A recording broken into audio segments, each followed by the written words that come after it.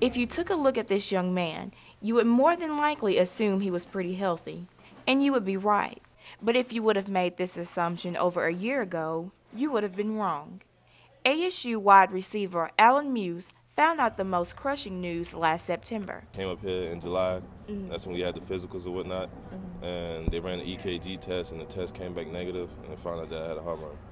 An EKG, or electrocardiogram, revealed that Muse had excess tissue around his heart, causing the blood flow constraint to his entire body.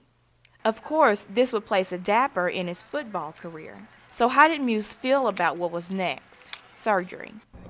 Sad, thought it was over, mad, same way anyone else would feel, betrayed.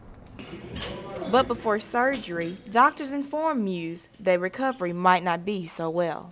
They told me that it would be a long recovery, it'd probably take me about a year just to, fully heal, but it only took me probably about 3 months, so, I'm real blessed about that. Muse made a fast recovery, which came to the surprise of doctors, coaches, his teammates, and himself.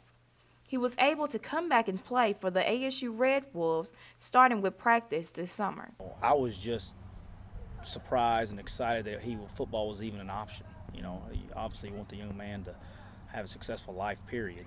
Football's a game, and you're really not worried about football at the moment of surgery. Once he was able to come back, I thought it might be a full year, maybe even a year and a half to 2 years. Thought we'd be talking more about him this time next year as opposed to this year. Muse is no stranger to hardships. In 2005, Muse recalls staying on a bridge for 3 days during Hurricane Katrina. Sleeping on the bridge for 3 days with no food or water.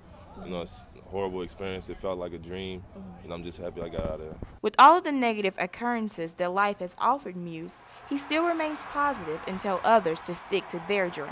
You always have to keep faith in whatever you do. You can never turn your back on God.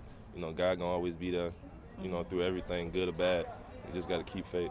Reporting for A-State News, I am Ramey Reed.